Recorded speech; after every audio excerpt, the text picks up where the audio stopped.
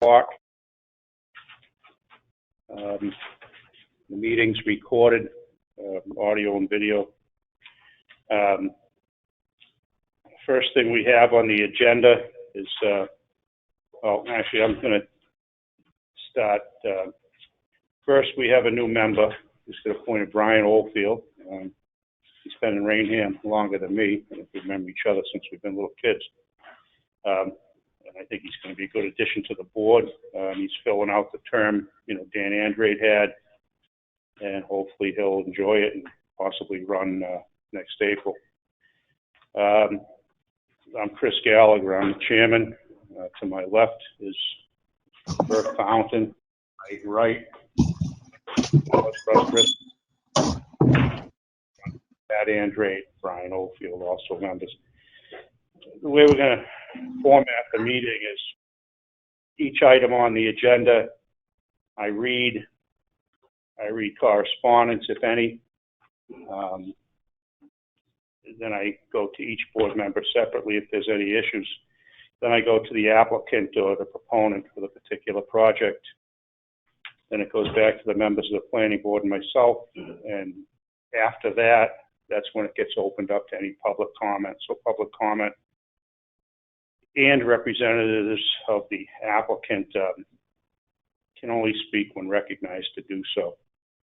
So the first item we had was Aaron Stroney regarding Cardinal Circle. This has been an ongoing subdivision that had sidewalk issues and some other issues. And there's been correspondence from Ed Buckley. I'm not going to read all the correspondence. There's also been correspondence from the developer who's been out there actively doing work, getting materials. I know people have been frustrated. The planning board doesn't really, has limited power on what we can do to put someone's foot to the fire. We take bonds to complete the work, but that's the last resort and the last thing we want to do. And we hope the applicant will work with us. So briefly on the correspondence, it was Ed Buckley from the Highway Department. And he had comments. He wasn't happy with certain things that went on. And a lot of these items were gone through by not only Mr. Buckley, but Bob Iafredi, our planning coordinator, and Judith Nitch. And there was review letters on what to fix. And they were supposed to start in the spring. It's a little late spring, but they have started. The developer has worked in town a long time and actually does have a good reputation. I know people have been frustrated, but they're out there, they're capable of doing the job, and I think we're at the point where we're going to have to see how they do. I know there's a representative from the developer here to describe where he's at. There was a lot of sidewalk issues of non-compliance and construction, and there was other issues needed to complete the road, which eventually we would hope would go to town acceptance and be completed according to plan. Before I let the applicant's representative speak, I was going to see if any of the board members, starting with Burke, have any issues to discuss on this, or would you rather wait for them to speak? I've followed the emails. I'll wait to hear what the developer has to say. Same here. Brian, you haven't gone up to, boned up on this yet? And Matt? I would agree. You would agree? Yeah. Okay, so is anyone, Rich Androkonis, I believe, is representing the applicant, and I know he had sent some emails through Bob, and I had actually went by there, and there has been work started. If you could state your name and who you represent, and also just briefly say what you've been doing out there. My name is Richard Androkonis, and I'm a project manager. Richard, come to the podium, please. My name is Richard Androkonis. I'm a project manager for D'Angelo Incorporated. I'm handling Cardinal Circle and Partridge Lane. So Cardinal Circle, we had every intention on doing it correctly. The road's been paved, and it really came out nice. The granite is done perfectly. The reveal is the best reveal in the whole subdivision. You know, it's exactly what it's required, 7.5 inches, I believe. And like I said, the roadway is perfect. We planted all the street trees. We did the fence around the 4-bay section of the detention basin.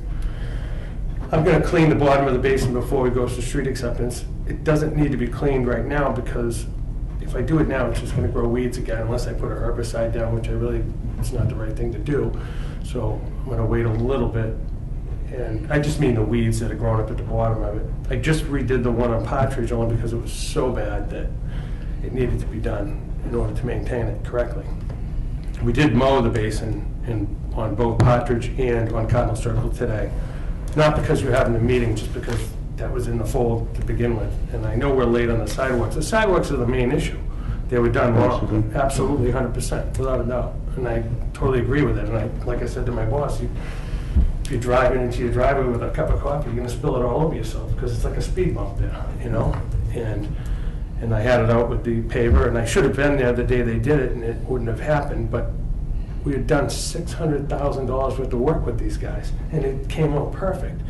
And we went over it with Ed Buckley, Steve Ventresca from Niche multiple times, and I never assumed that they would not do it correctly. But from what I understand, I think the foreman left early, and it wasn't done correctly. And I was going to redo it in January. Well, the weather was still decent, and Ed didn't want to do it, obviously, because it's paving and it's kind of off the calendar at that point. But I could have hired a new company to take care of the problem, but then I'd be in litigation for a year with the other company, and they're willing to fix it, and they're coming to fix it. They gave me a tentative date of June 14th. You know, weather permitting. So, but I'll confirm that. Well, I know part of it's a lot of people are impatient, and when you start up in the spring, realistically, the roadway projects don't start up really till May or so. So you really only, you know, a month or so behind. I mean, it's New England goes from snow to sun instantly, and that's what you get.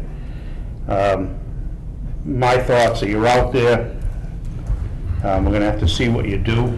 You're going to have to be working with Bob Iafredi. You're going to have to be working with Ed Buckley, and you're going to have to be working with Niche. Your plans call for exactly how to do your sidewalks, how to make them ADA compliant. Your contractor should have known that.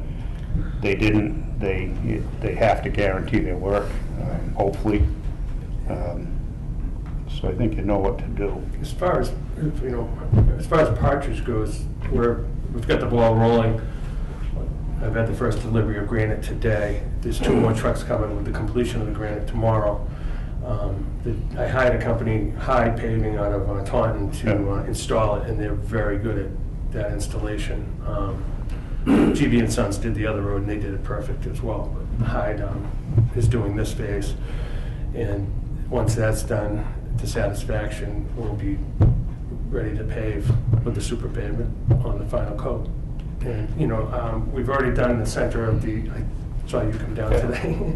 We did the center of the cul-de-sac, you know. Originally, it had a bunch of bushes in it, and I came to the planning board and said, you know, it's not maintainable. How about planting one tree in the middle and having grass? But instead, I had some leftover street trees from Cardinal. So I planted them around the cul-de-sac and one in the center, and I think it looks really nice. And I use a drought-tolerant seed, you know, so it's always going to stay green and look good, and the neighbors are going to maintain it because they want it to look beautiful. So as far as mowing goes and stuff like that, you know, in the retention pond, I cleaned all the vegetation out of the bottom of it, and so it's just sand at the bottom, and we mowed everything. And the 4-bay, there was some sediment in the 4-bay, I need to clean that out, and then Hawkeye Fence is going to come in and put the fence around the 4-bay as we agreed. But it's all in the process, and I want to be done with it. But I had to get the last 2, at least down to the last house, before we finish pavement, because I mean, we're still holding one lot, so we have leverage on you, which I'm sure you're not going to let, the way lots are, you're not going to let that go. The only other outstanding issue, I'm not sure if it was addressed or not, there was an issue about a sidewalk stopping either at the throat of the cul-de-sac or going around it, and I don't know if we ever, I know the people who are on the cul-de-sac do not want the sidewalk. I don't know if we ever formally made a decision on that or not. My engineer has drawn plans showing it, stopping at the head of the cul-de-sac.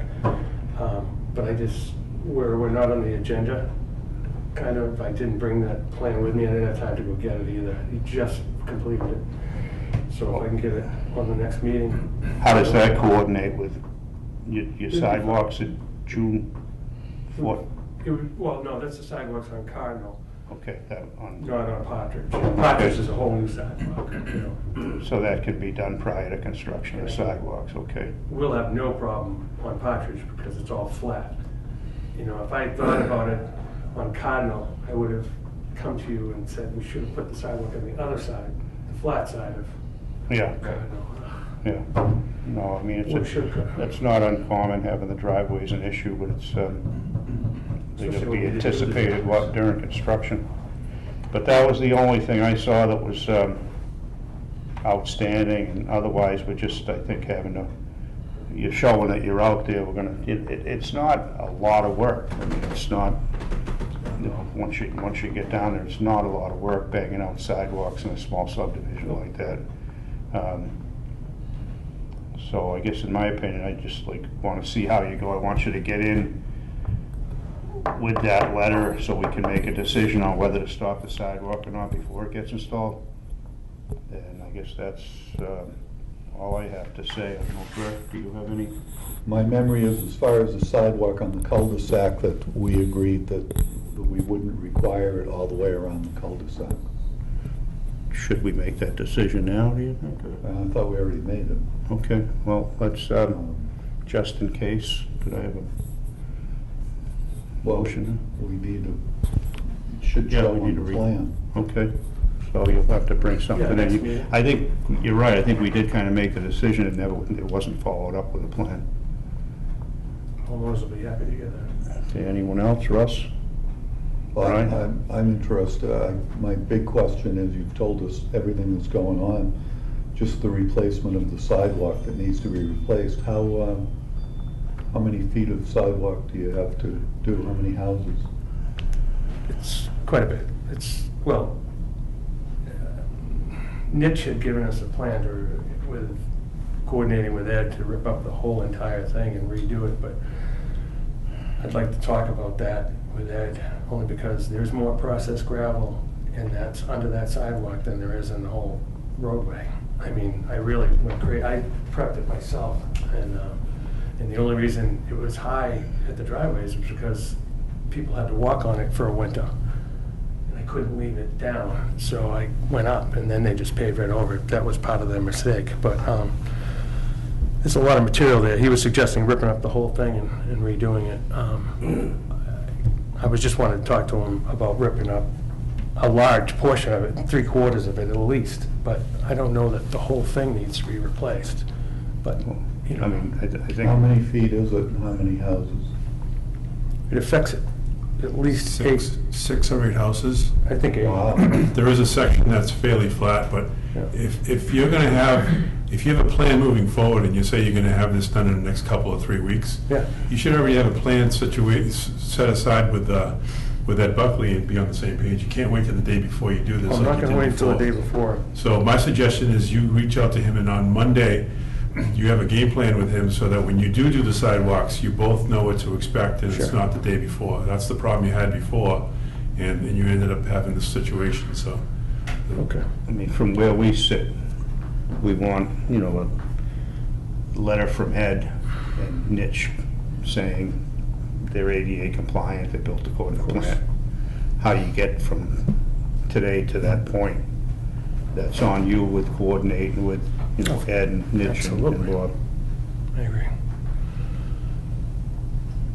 Anyone I else? don't understand, if you got the road here and the driveway here, how you can either lower or raise the sidewalk to fix the problem, but I'll leave that up to you. Yeah, we have to cut the driveways way back. They're gonna have to cut the driveways back. I mean, So the former developer didn't do driveways, if they'd done it correctly, he would, when he came to the sidewalk, he would have flattened out. It's not uncommon if you got a bunch of different cooks in the kitchen like that on a development that they're not anticipating like they should where the sidewalk would go. I mean, a lot of streets I'm doing as Fall River City engineer, we have all these beautiful driveways that have Belgian block aprons they built without knowing we're coming back in with 2 inches of top. And I'm sorry, and a lot of them are flat, so having a lot of issues. When you're doing the subdivision yourself, you should know enough to do that, but even the prior person should have known enough to do that. But I know the pictures you're thinking of, Burke, and they just look problematic, just looking at them. And you have your granite curb, it's too bad we couldn't have just tossed the grass strip out of there and just backed it up, because that would give you the slope you needed instead of tearing everything apart now that you look back on it. And the grass strips never get maintained. Well, I guess if you got a $700,000 house, you're gonna maintain it, but a lot of them look like they would be problematic once you put the sidewalk where it's supposed to be. Like, I know the picture you're thinking of where it showed the sidewalk like 18 inches above the top edge of the curb.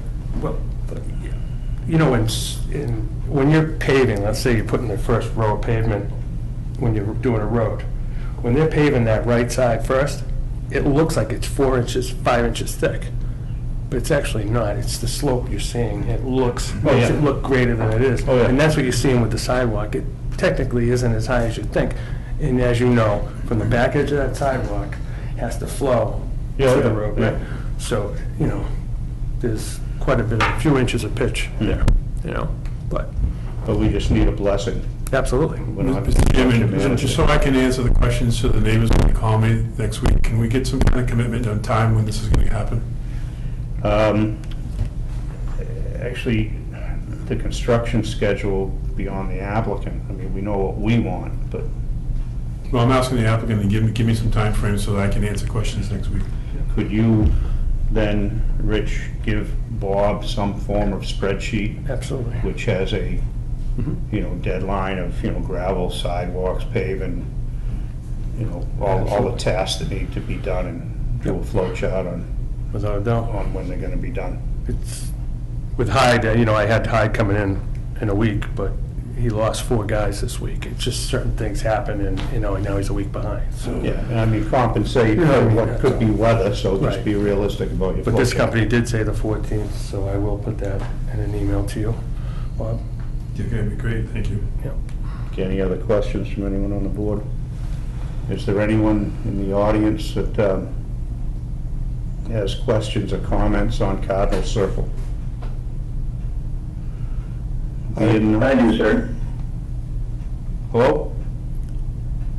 Hello, Yep, Aaron Stroni, 55 Cardinal Circle. yep. Well, thank you for putting me on the agenda this evening. My neighbors and I appreciate it. When I spoke most recently, probably last week, with Bob Iafredi, he indicated to me that there would be discussion about pulling the bond if there was not substantial work done on the sidewalks. And I couldn't hear Rich, because apparently that microphone maybe only records, it wasn't plugged in, but it wasn't amplified. What, I discussed the bond, Aaron, and Ed Buckley had that in his letter where he thought we should pull the bond. If we went through all the trouble and the time to pull the bond, you might be into next year. They're out there trying to, they're moving in the right direction, so we'd rather see how quickly they move before we take that step. That is a last resort, and that is an option that we do have. But if we pull the bond, you end up in a situation where you're dealing with an applicant that may resist you pulling the bond. And then by the time you pull the bond, then you'd have to go out and get several bids and bid out the job at prevailing wage and have the town do it. So you'd be looking at next spring. So I'd rather see what they could do this year and hope that they do what they say they're gonna do. They've been doing business in the town for many years, and in a lot of towns around, and they're not fly-by-night people. I mean, these are, it's a substantial developer and businessman. I'm hoping that what they're claiming they're gonna do, they're gonna do. So I'd like to sit back at this point and hold that, pulling the bond as an option for something later if they don't go through with what they promise us tonight. Chris, did Aaron hear that we've got a tentative date of the 14th? And I did explain to Rich when the paving started about the problem. He saw the damage to the driveway, and it should have been fixed in October when the paving contractor was out there on that mid-October day. So I think the board appreciates our frustration that the same condition, the driveway and the sidewalks remain in the same state of disrepair. And my neighbors and I question whether the proposed reconstruction of the driveways will actually solve the problem rather than tearing up the sidewalk and repaving it so that the sidewalk is flush with the top of the curbing rather than 4 or 5 inches above it. They have a plan to repair the sidewalk and what driveway repairs are necessary to solve your problem and any other problems in the neighborhood. It's going to be under the direction of the Highway Superintendent Ed Buckley, our consulting engineer Judith Nitch, and Mr. Iafredi. It's ongoing. We're hoping they continue. I mean, yesterday's gone. We're hoping from today forward they get out there as they're promised. They have pavement scheduled for June 14th. And I think, is that correct? That's what I was They have told. sidewalk scheduled for correct June the sidewalk 14th, and to correct the problem. That's when they'll start cutting back the driveways as well. So we're just going to keep on it and try to get this done. Okay. If I could make one small request, I hope it's a small request. Would the planning board or someone from the town make those plans available to the residents so that we can actually see the schedule and then what's planned? Yeah, what we just decided to do, and you may not have heard it because you said you were having trouble hearing Rich. And again, we're sympathetic to your plight. We understand. I had asked Rich to give us a flow chart on when all repairs are to be done on both streets and to forward it to Mr. Iafredi, hopefully within the next week. And that would be available to the public through Mr. Iafredi.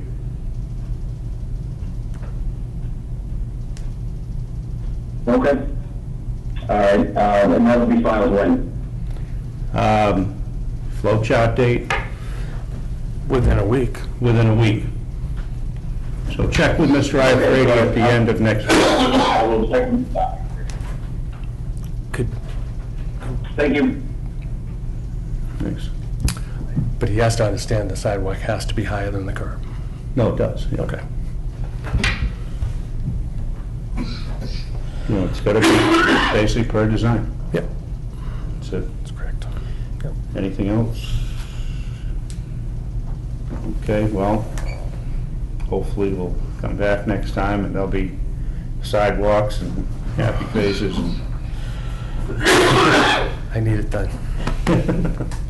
And our next meeting may not be till July 1st, so,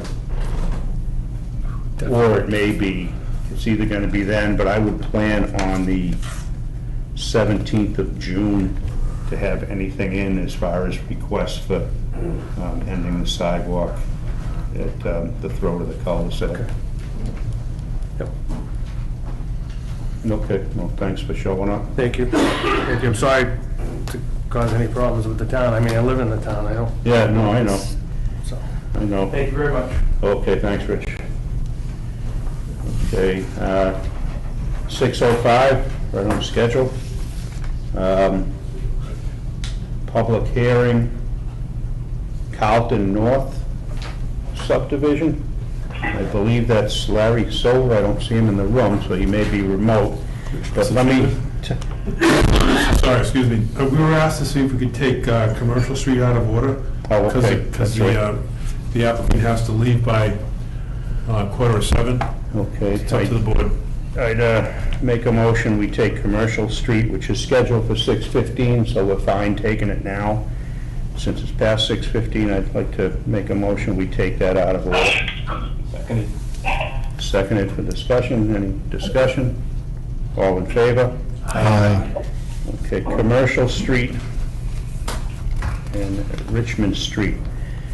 I did receive correspondence from Nitch that basically said he recommended approval.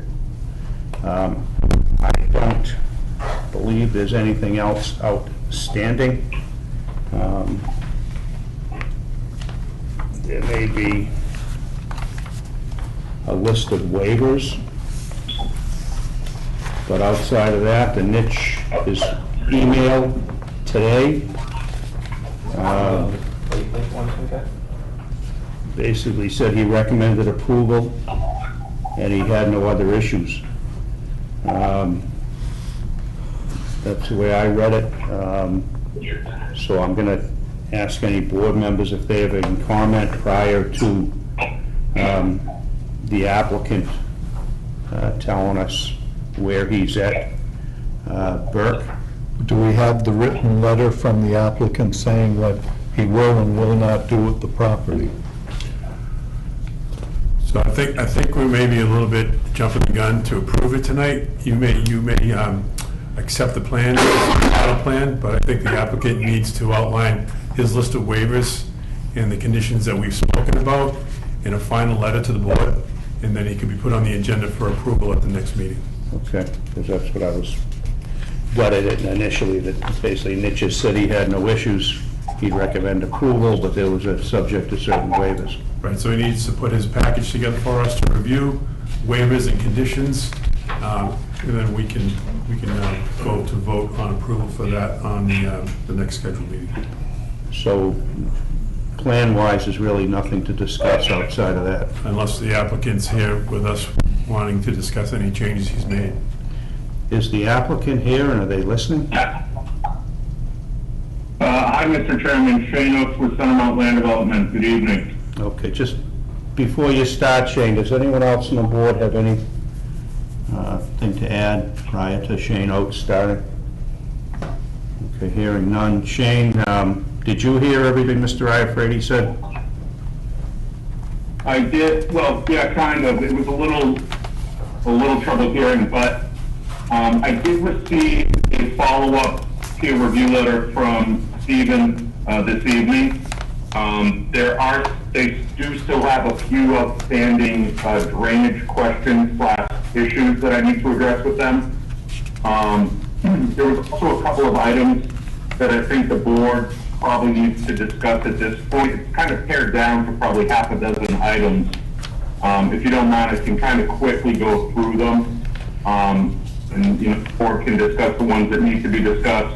I think the drainage ones I can address with Steve in anticipation of our next hearing, if that's okay with the board. Okay, the other thing that Bob had said that you may not have heard was at the next meeting, he wants you to have a complete list of waivers in writing, along with any conditions of approval, so we have a paper trail. And at that point, if all goes well, we'd approve it at that meeting. Okay. I did also just receive a descriptive letter from the applicant today outlining what their uses would be limited to, so I will include that as a condition in writing. I've done in the past. Okay, well, you want to discuss what the issues you're mentioning? Yeah. Yeah, so I'll just go through and what's left with Steve and myself to work on. One of the waivers, we are requesting a waiver for a photometric plan. And Steve's comment is Mitch recommends a discussion with the board on whether to grant this waiver given the proximity of neighbors to the proposed development. So what we're proposing is some wall packs and I submitted a cut sheet of the Cooper wall packs that they'd like to use. The wall packs themselves have a little, they have some photometrics in them and some lighting contours.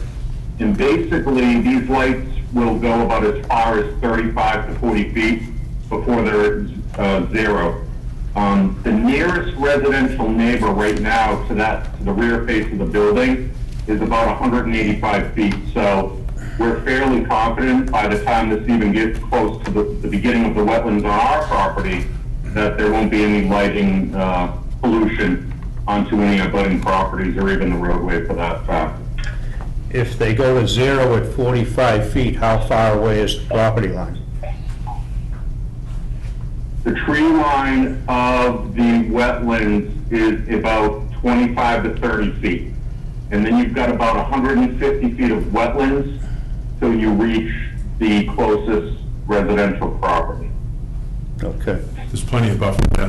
There's plenty. There's really, Very vegetated. Yeah, there's no, really no chance of that having to get through. I mean, if it was really a big concern, we could remove the wall pack from the rear of the building. No, But there is a back door there. We just wanted that. These are just safety lights. Nothing goes on there past 4 or 5 o'clock. yeah, no, I know exactly what you're talking about, and there's plenty of buffer there. Good. Okay, the next item was just regarding some parking calculations, some rounding corrections that Mitch wanted us to take care of. So Steve's remaining comment is Mitch Engineering recommends the applicant request a waiver for parking requirements, which we have done. In addition, Mitch Engineering recommends that the planning board consider restrictions on loading and unloading of heavy construction equipment at this site due to limited space for parking such vehicles. There is a potential for blocking of the Richmond Street and Commercial Street intersections if heavy equipment were allowed use for this site loading.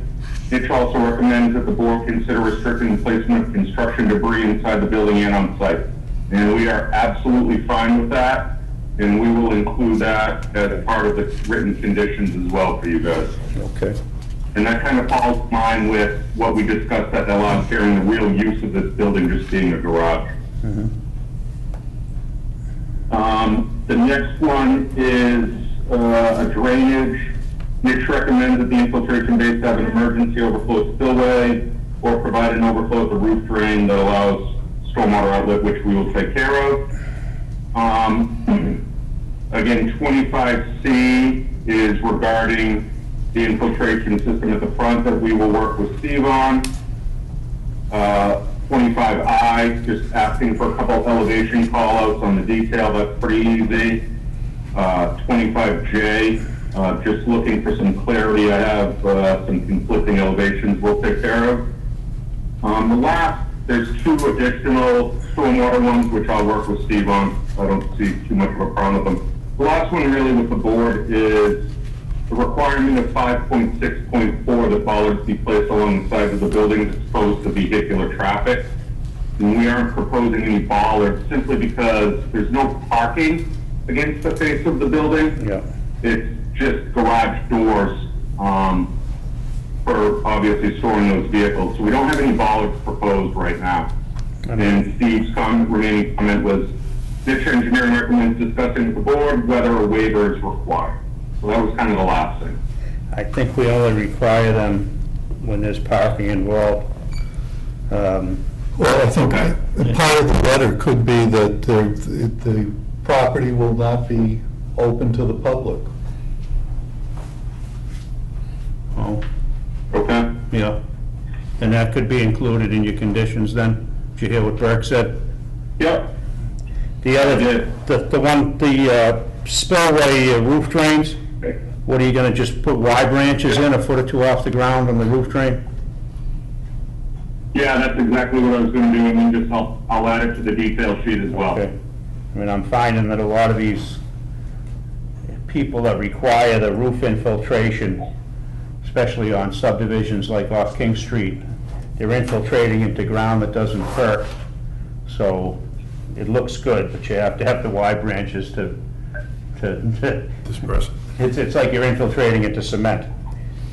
But, Right. okay, Yeah. that's what Kind I of large thought. storm event for that. Yeah, that's what I thought you were doing. Okay.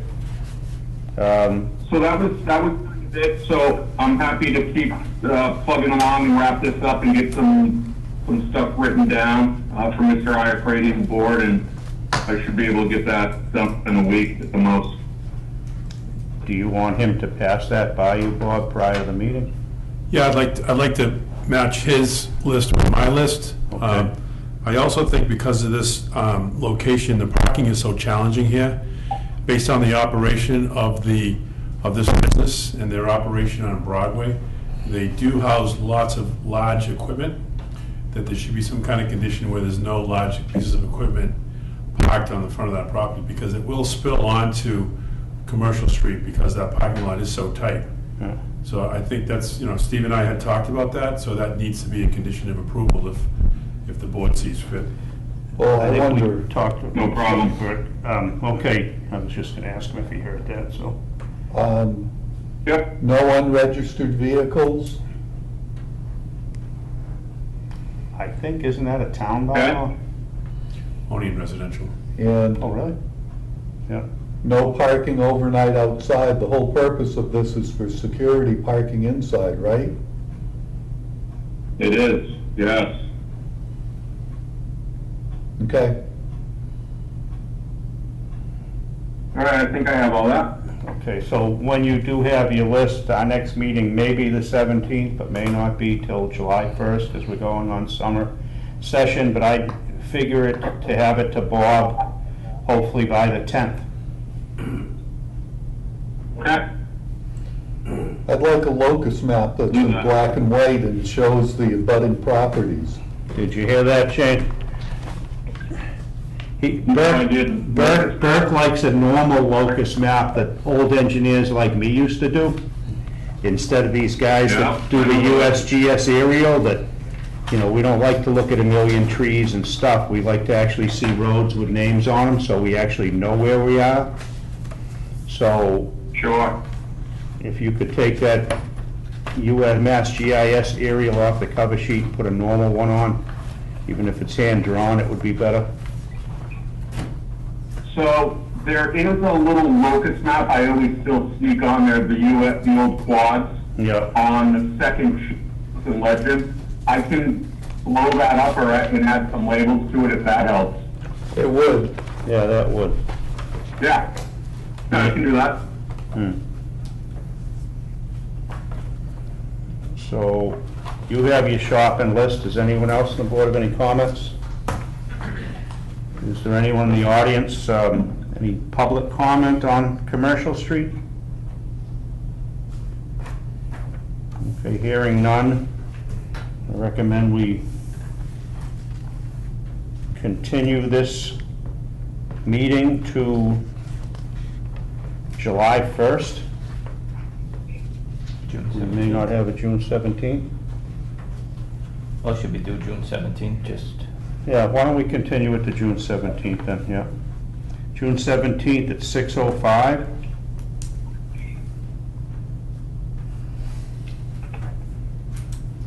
Did you get that, Shane? I did. Thank you, everyone. Have a great evening. Okay, take care. Okay, back to our original order. The next public hearing was Carlton North Subdivision. Has a time to act of July 13th, 2021. We had a correspondence on this.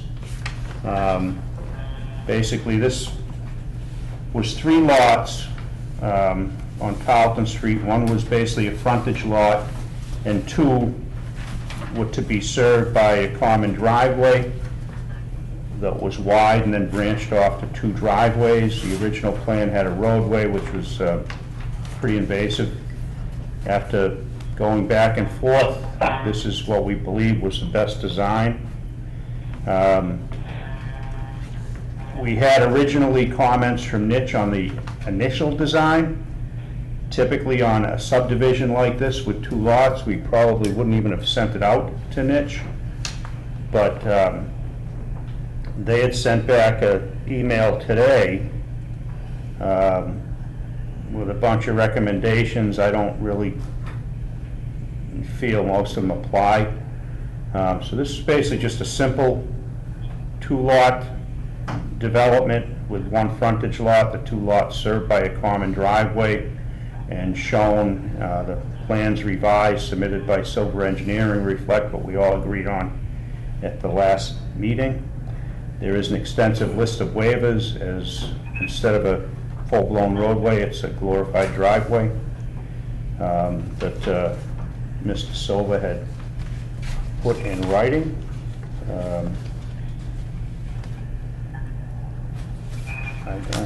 I can't seem to find his letter. I saw it today. Which one are you looking for?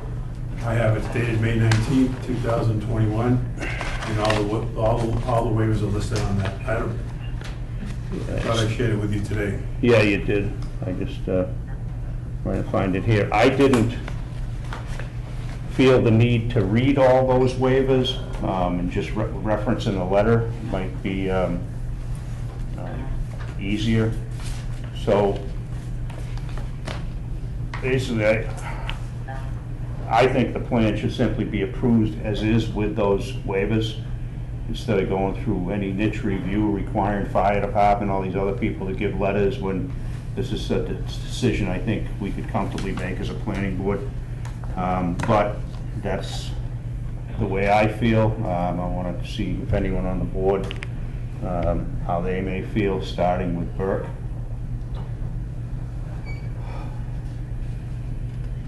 Well, we have something here from the sewer superintendent, and we have something from Steve Ventresca.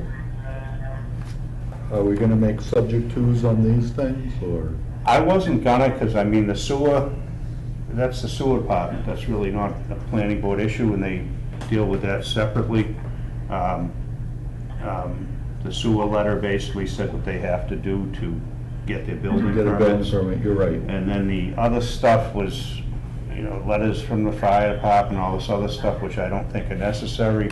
We've never required it before on subdivisions this magnitude, and I don't want to put that as a condition, and put that onus on them. It's obviously easily accessed in most driveways in Raynham. I mean, it's twice the width, and there's a cul-de-sac down the end of Carlton now that was built on the subdivision to the south of it.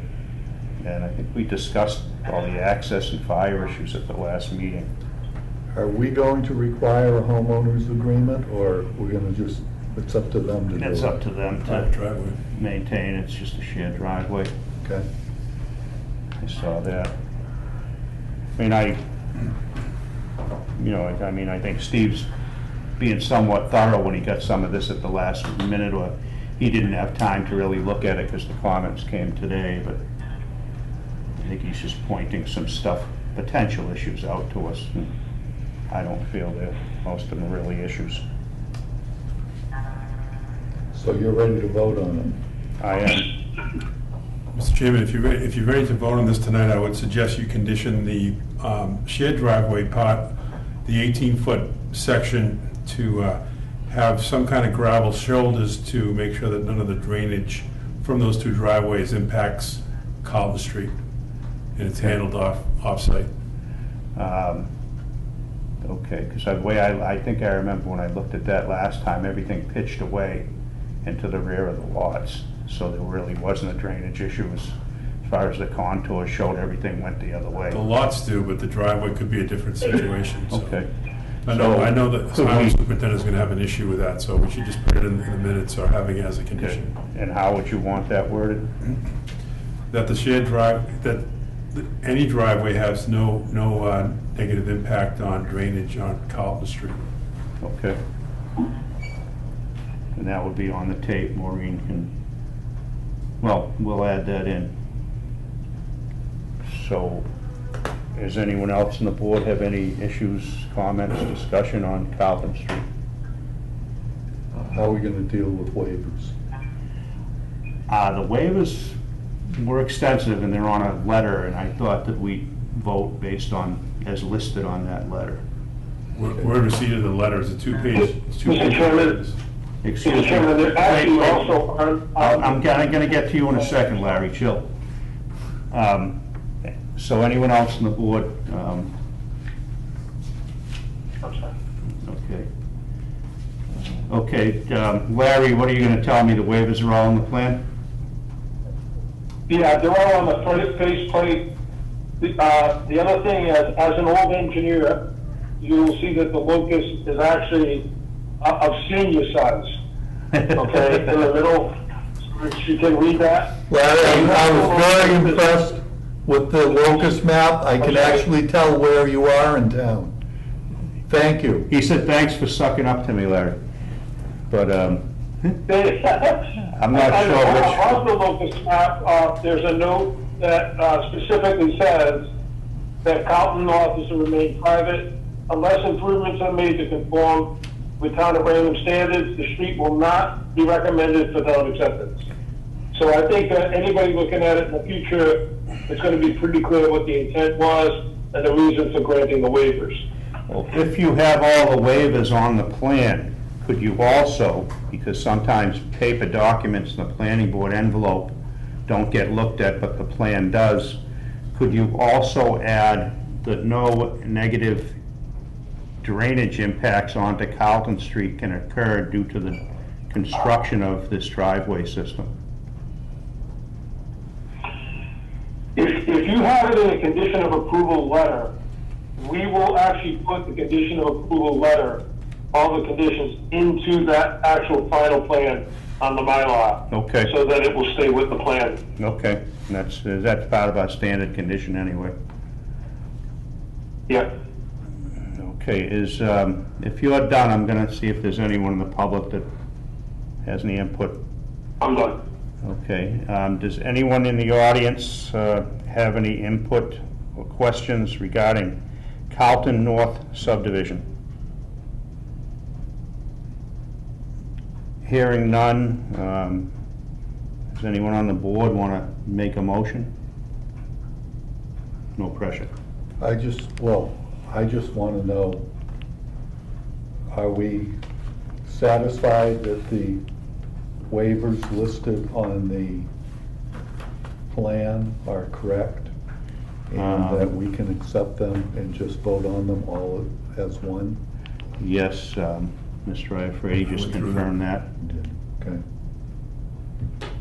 And with the addition of the no drainage can adversely affect Carlton Street. Okay.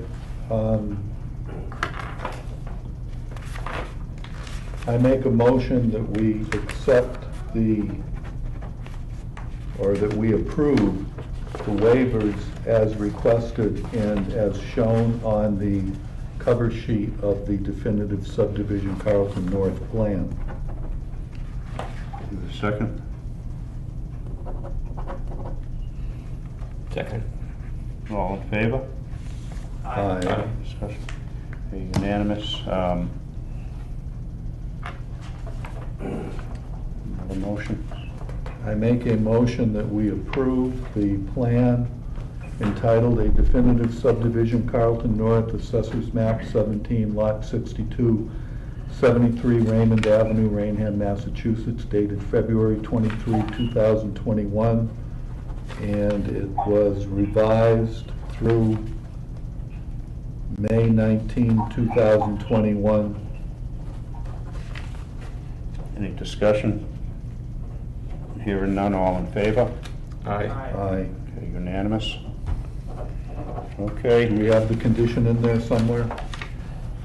Oh, did you add that? Condition on the drainage? I did not. Make a motion to amend that approval that the condition be added that no drainage from the proposed driveways can have an adverse effect onto the existing Carlton Street. Seconded. Discussion? All in favor? Aye. Okay, it's a vote. Old engineer? Thank you very much. I Okay. appreciate your patience. Okay, take care. Next is a public hearing, continued public hearing, time to act, July 31st, 2021, on Wildwood Path, open space subdivision off Locust Street. I know this has been a subdivision that's ongoing. Everything basically is fine design-wise. The biggest issue was cutting Locust Street, which is a 5-year street, to get access to water and sewer. That's been a stumbling block. From what I understand, there may be some relief from that. I don't have any correspondence to read, and instead of turning it over to the board, I was going to ask Mr. Iafredi if he had any knowledge of anything, and then ask the applicant or its representative if they want to brief us on to anything. Yeah, I think if Mr. Diaz is with us tonight, I defer to him because he has more information. He did discuss it with me, but I think he can give you the nuts and bolts of his new design. I am here, Mr. Chairman, and I'd be glad to walk the board through kind of where we stand on things now, if that's okay. Yeah, I appreciate it. Absolutely. So for the record, Eric Dias, registered professional engineer with Strong Point Engineering Solutions. As you said, Mr. Chairman, we've been at this for a while. I think we've got a really good subdivision here, but we do have a stumbling block on Locust Street. And so that's what we've been dealing with since the last time we were here. And I'm glad to report that I actually left the meeting not too long ago today, actually, putting the final touches on an easement across the Hardy's property at 22 Everett Street that would allow us to run water and sewer to Everett rather than to Locust Street to service the project. So we're in the final stages of that, of basically putting together the legal jargon that goes with this. We do have an agreement, the lawyers are doing their thing, so we'll be able to provide a formal easement agreement to the board. What I anticipate from here is that the plans have been updated.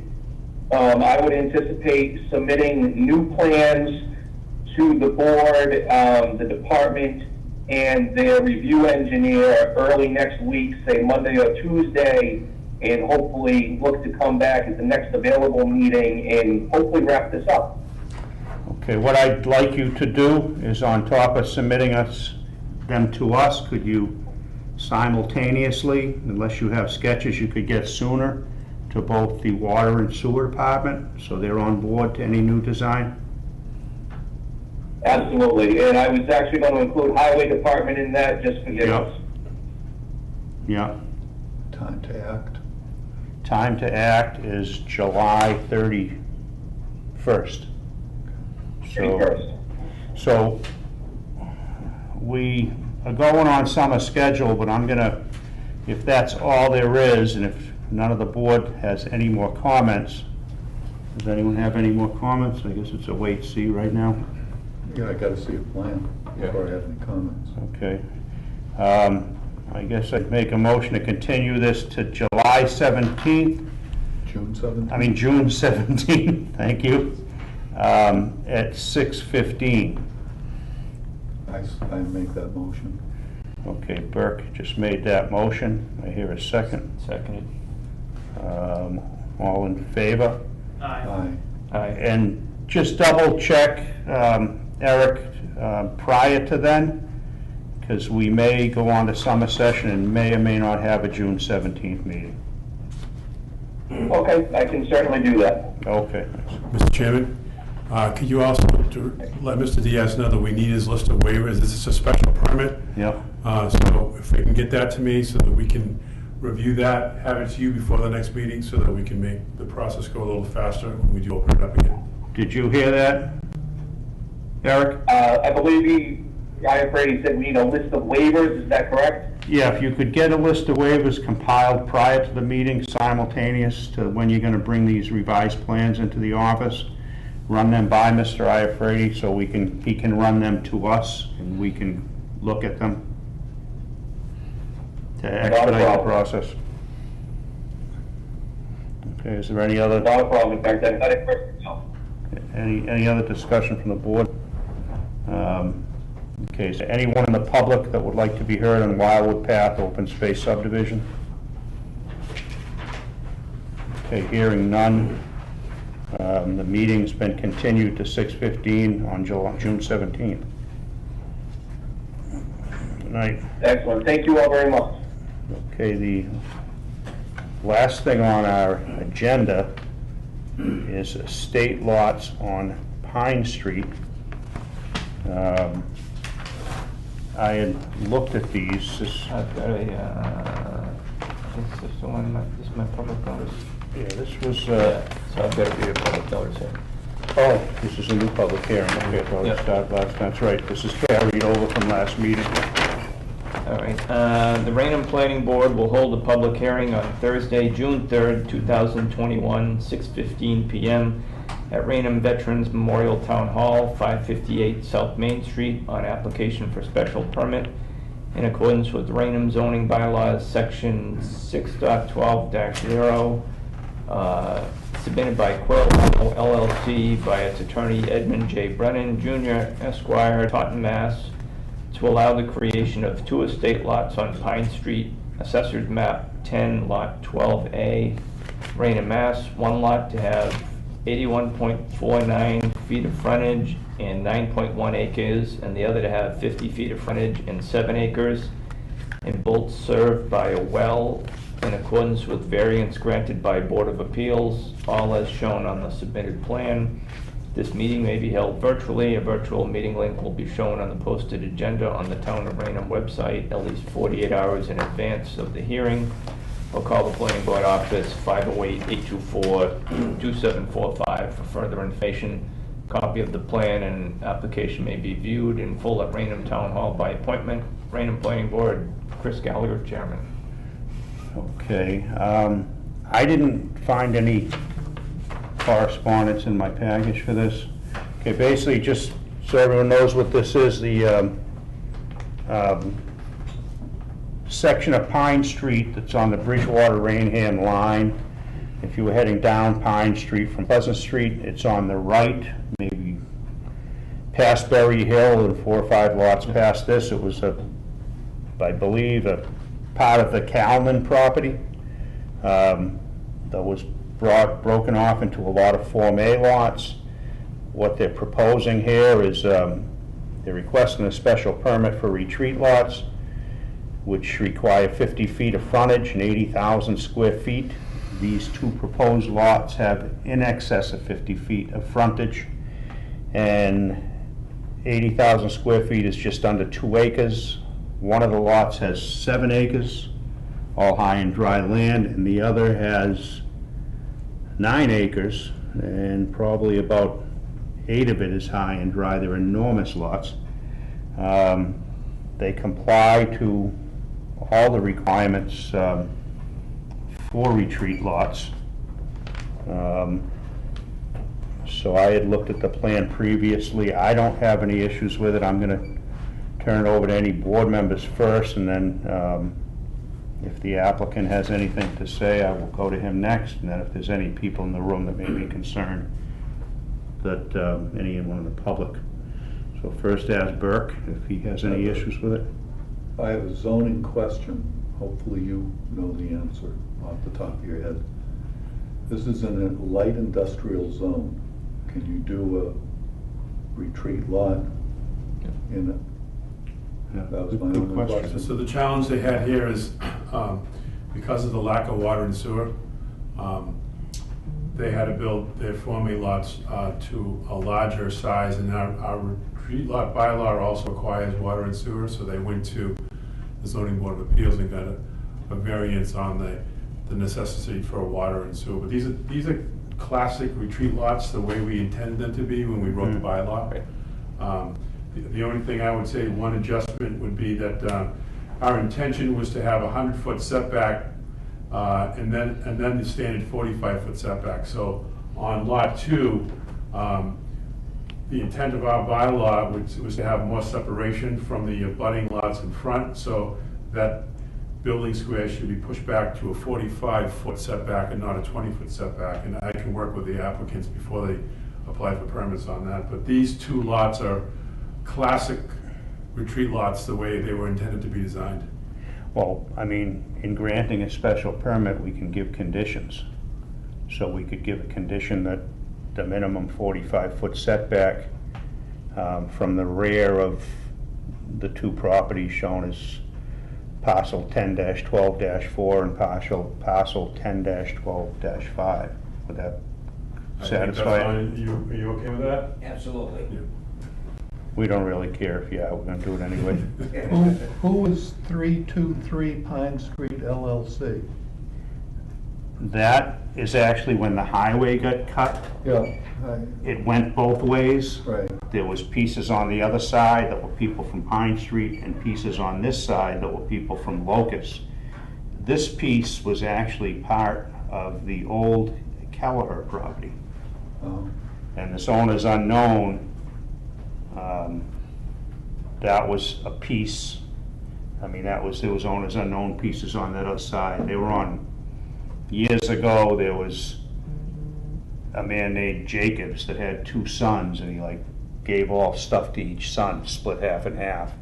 So they had pieces all over this place, and some ended up owners unknown, some didn't. But this particular piece, I believe, looking at the Locust and looking on where it abutted the Kelleher piece and how it lines right up with that lot line. Yep. And I remember when I did work for Jerry Kelleher, he had pieces on this side of the highway.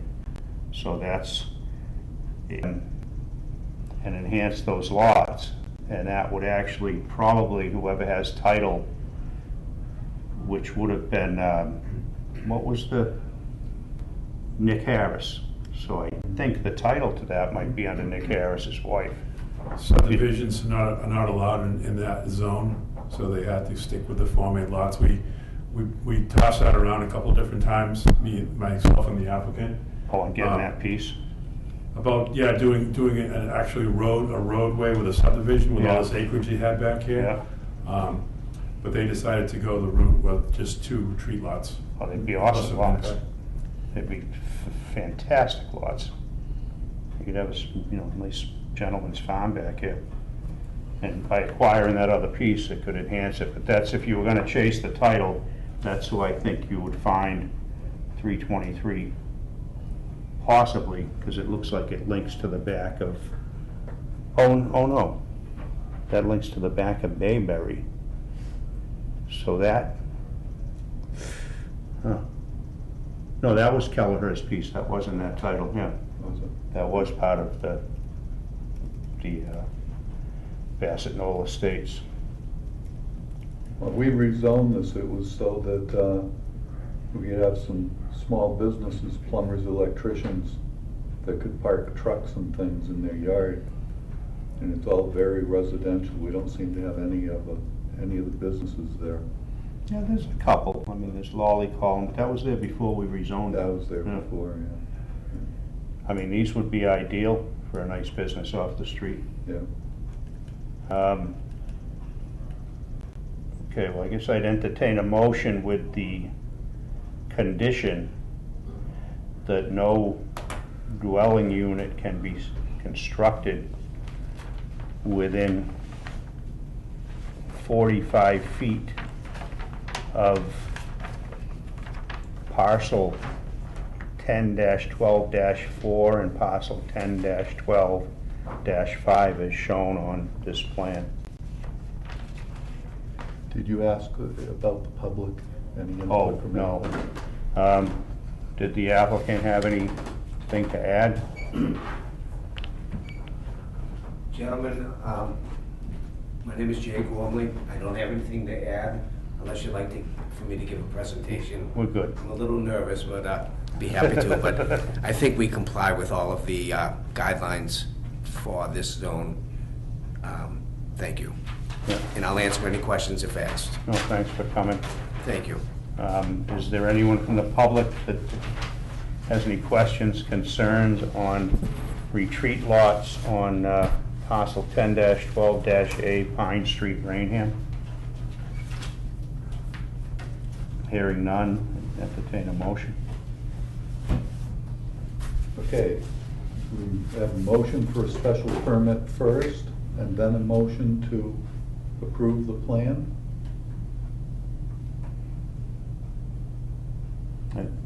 Is that how it goes, Bob?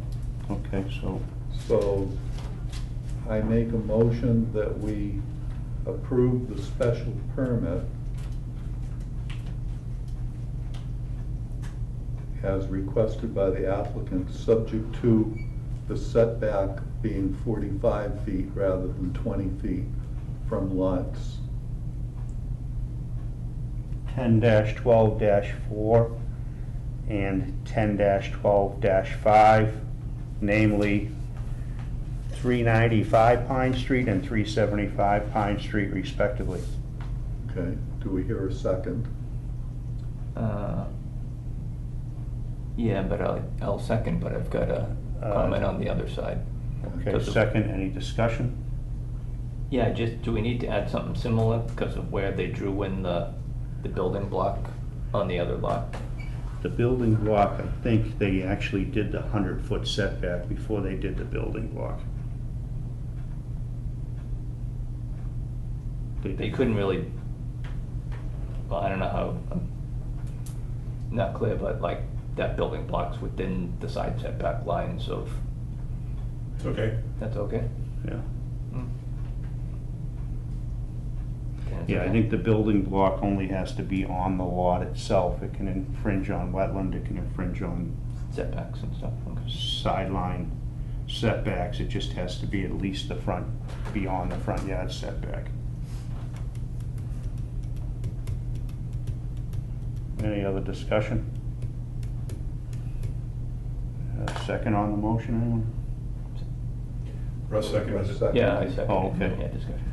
Okay, no other discussion, all in favor? Aye.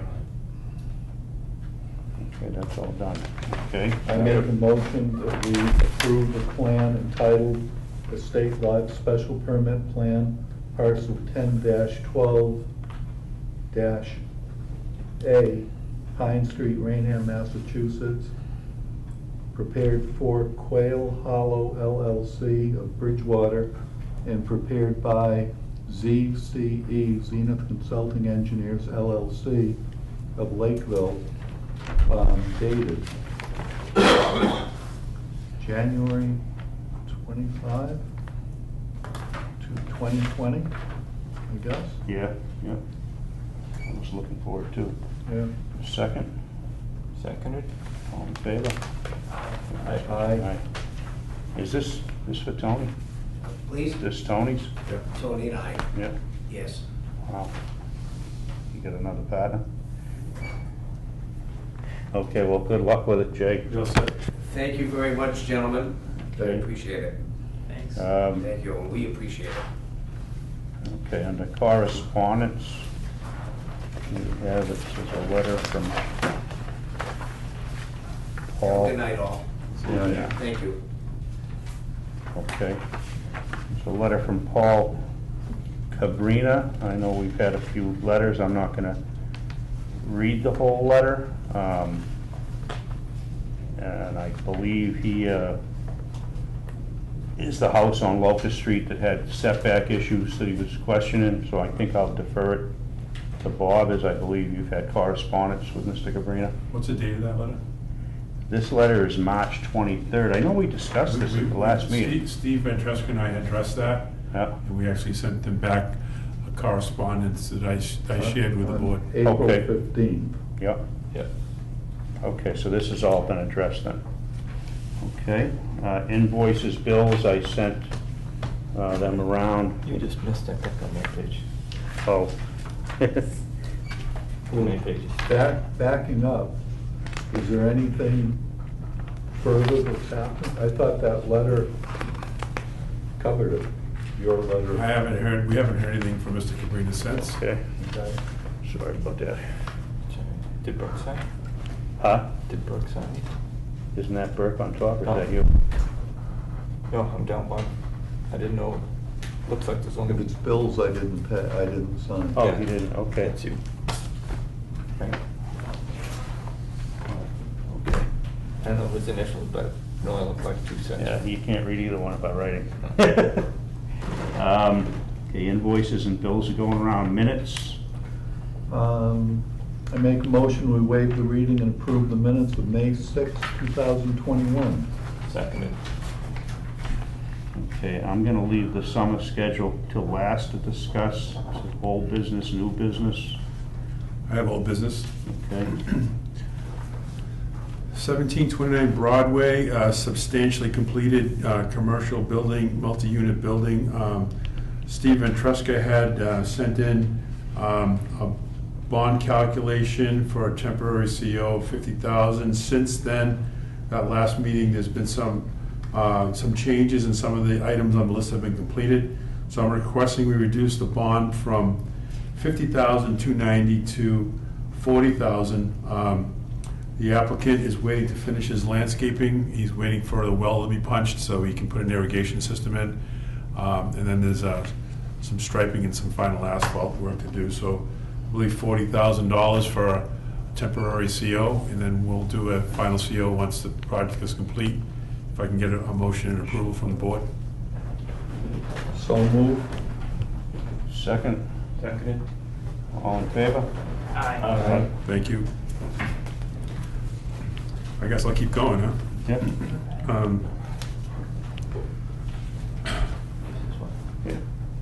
The property at 1000 Route 44, that's the one that was owned by Buzz Altieri. He was permitted a small industrial park. I'm sure you're all familiar with that, several years ago.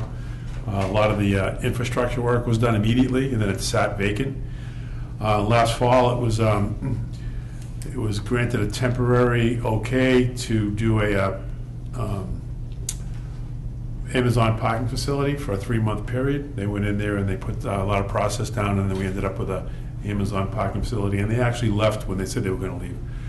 That property's been sold to an investment group out of New York. I had a Zoom meeting with them on Wednesday morning. Their intention is to use it as a parking facility for Amazon vehicles. Since that meeting, I've fielded a couple of phone calls from concerned neighbors on Judson Street, same neighbors that were concerned about the previous site plan. So I had directed them to come up with some kind of application for site plan approval for a parking facility, and that it was not a grandfathered use, and that permitted use has expired. So you're going to see that. They're probably going to be pushing for the next meeting, which we'll decide in a couple of minutes when that's going to be. Other than that, discussions with Steve Ventresca. He's finalizing all the changes we made to the rules and regulations and documents that we went through the last several months.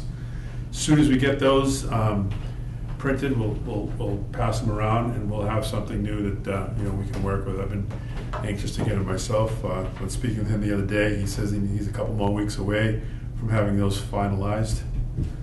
And that is it.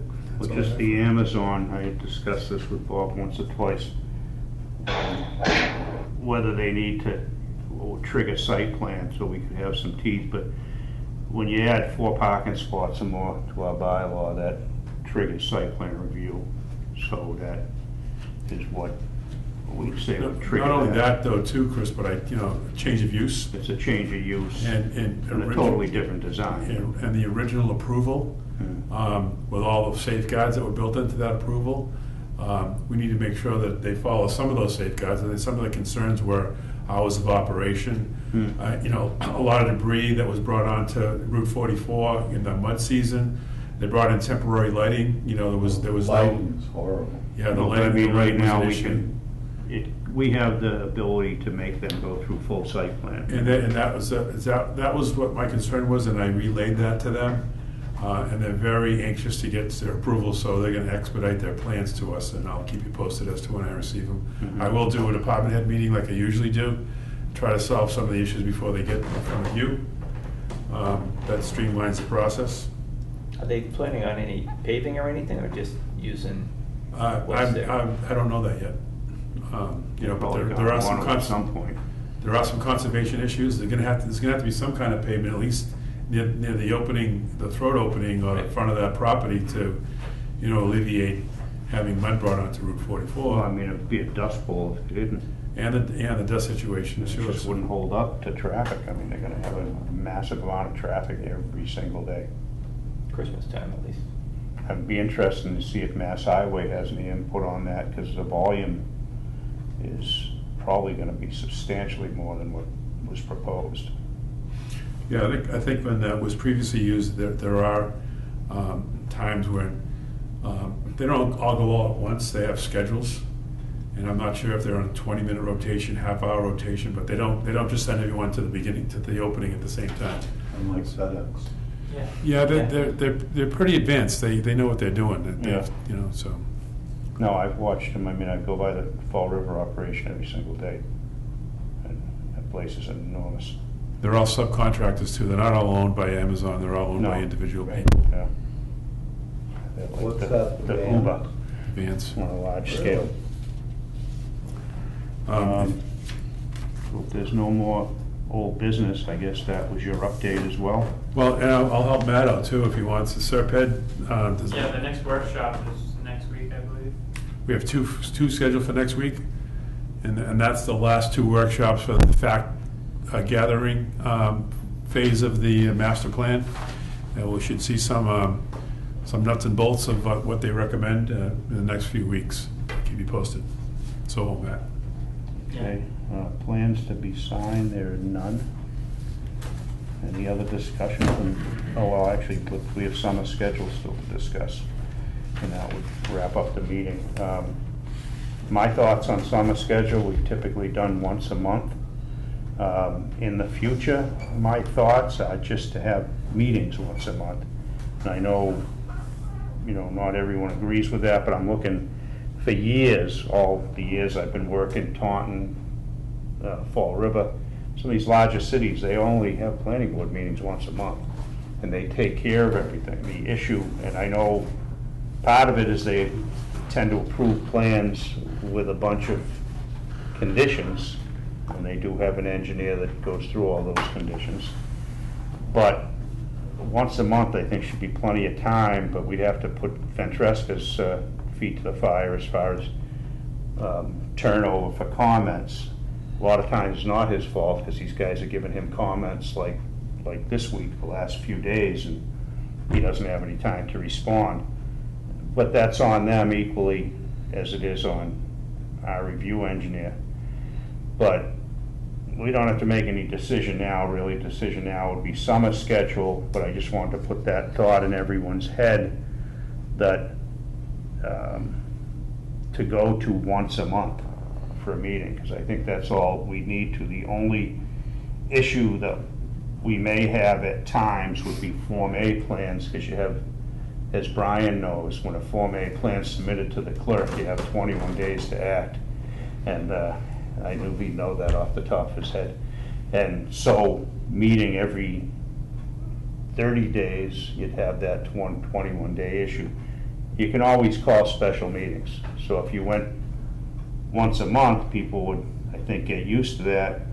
If there's ever an issue, you only need a 48-hour time to post another meeting. So you could always throw a second meeting on the months that it needed to be. And so it's not a big deal. It wouldn't change much, but I'd like to, after the summer, consider once a month and see how that may go, with the caveat that you can always have extra meetings if need be. So I guess the discussion I'm going to ask the rest of the board members is, are they okay with summer schedule going to July 1st and the first Thursday in August for the rest of the summer, and then deal with September? So it would be first Thursday in July, first Thursday in August, first Thursday in September. From September on would be potentially once a month. And again, that doesn't have to be, no decision has to be made on that for quite some time. So I guess I'll ask the board, starting with Burke, what do you think of doing that for a summer schedule? For a summer schedule, at least once a month is fine. Well, let's ask, do we have much coming in? Does it look like we're gonna be busy this summer? Would you limit the amount of public hearings on those 2 dates for those 2 months, because you could potentially end up with, 3.5 hour meetings to get through some of the agenda items if we had a long list. Rather do that once a month and just cut it into twice. Get it done and be done with it. Yeah, I wouldn't want to limit. If somebody makes the advertising period and they submit and, they submit in time to make the ads and the right time to make a meeting, then I wouldn't want to, stonewall them, not allow them in. With what we have in front of us now, I don't think we have anything that's controversial, anything that's going to take a lot of time. So you may be able to go through some of these smaller developments rather quickly. Depending on maybe when we see this parking facility, it may end up being something bigger than we think, but we can make a judgment call once we see what it looks like. Well, based on what we had before when the truck facility wanted to be there, we had 20 people here. Yeah, well, I think in the long run, this is a much lower impact development than having 7 or 8 buildings with 25 or 30 different kinds of occupants in it. So I would defer until we get the plan in front of us, and then we can make a decision as to whether it's going to take several meetings and whether we can get it done faster than that. Obviously, there will be people here concerned about it at the first meeting. That was a lot, the diesel truck and the diesel noise. I mean, these are going to be vehicles driving within the required setback of the property line. So, I mean, as long as they meet the rules, they meet the rules. Yeah. The issue from the other project was noise, pollution, all this other stuff, because it was all diesel trucks. That was the interstate terminal when they wanted. I don't think we have these issues with this, because these are, I mean, it was trucks, it was repairs, there was snow plows, it was firing up all these things in the winter. I mean, that's kind of a different animal than what we're looking at here. So the summer schedule is etched in stone. After the summer is over in September, we'll go to 1 meeting a month unless we have enough to call a special meeting. That's what I'm thinking. And it's not even calling a special meeting. You can call a meeting anytime. I mean, we could call a meeting next Thursday if we wanted. You just have to post an agenda within 48 hours. No, I agree. I think we give it a shot and see how it goes. I mean, even if things work out and we have to do a second meeting in August, you can always do a second meeting in August. I mean, where we are right now, if these people get their easement and their ducks in a row on Wildwood and Commercial will be done in 10 minutes apiece, and that's it. We don't have anything else. Yeah, you do. You have 1,000 Route 44, 167 South Street East, and okay, nothing's on this agenda. It will be upcoming meetings. It will be coming up. It's probably gonna be ready for July 1st. Mm-hmm. And then we also have something happening, Escapades. That's going to be something that's going to be on the fast track also. But they're not anything crazy out of the ordinary. I don't know yet. Except you never know when it's going to be Escapades crazy. in the truck. You never know when it's going to be crazy and out of the ordinary in this town. So This we'll have is to true. see. So we'll just, I guess if we're in agreement, do we have to make a motion to set that as summer schedule, or do we just set it? No? Just set the next meeting. Okay, so we Will the just, summer schedule start on July 1st or the 17th? July 1st. July 1st. Okay, so we will have the 17th meeting? No. No. Next meeting will be Do we July have- 1st if you vote. Don't we have people that will be ready on the 17th? Well, we told them all, I made sure I told them all that I'm putting you down for the 17th, but we'll probably meet in July 1st. So. Just thinking for myself, I might be more likely to have something going on and not wanting to be here on July 1st I than I thought am the on same June thing. 17th. So maybe have the June 17th Yeah, that's what I was. and start the She summer doesn't have enough schedule. time to advertise. She needs time to advertise. She won't be able to get everybody in, especially some of the new ones that are coming in. If you do the 17th and not July 1st, you can push these people out till August. And Well, the 17th ones are just gonna be quickie approvals if we came in. The 1st isn't gonna put them back that much, I don't believe. But I understand what Russ is saying, but the July 4th week is actually, I looked at that, that's the Kind of the first thing I following, did, huh? it's kind of the following week. I was always fine with the way we've been doing it, which is if you could show up, and we just keep the regular schedule, and if you got something to do in the summer, just go do it.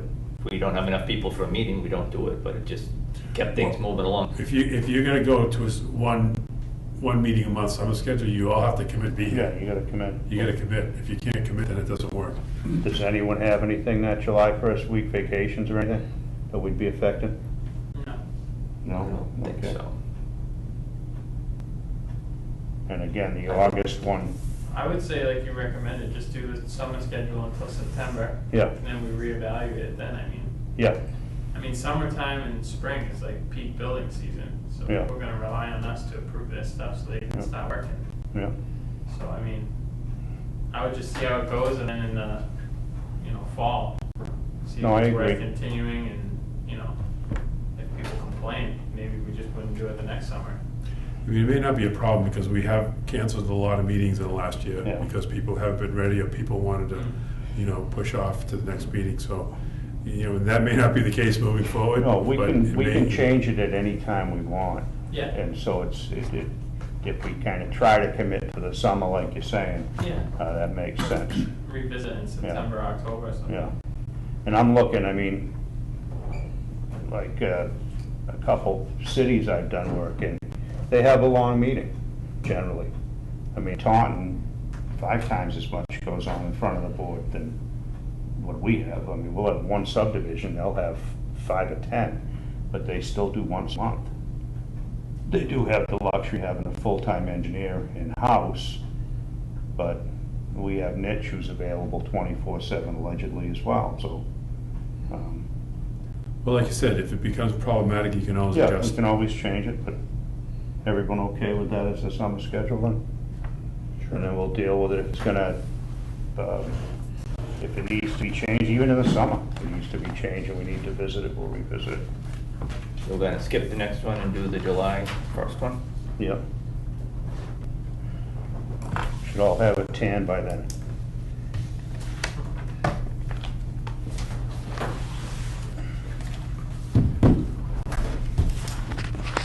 Motion to adjourn? Second. No, I didn't make it. I was just asking if anyone was going to do it. You got a 6-player. Is Bills. Oh. Bob, I think would get him, Maureen. Motion to adjourn. That was your first official act, Brian. Second. Well, you didn't. You gotta pay these, that's why you gave it. Yeah. New guy pays the bills. Yeah.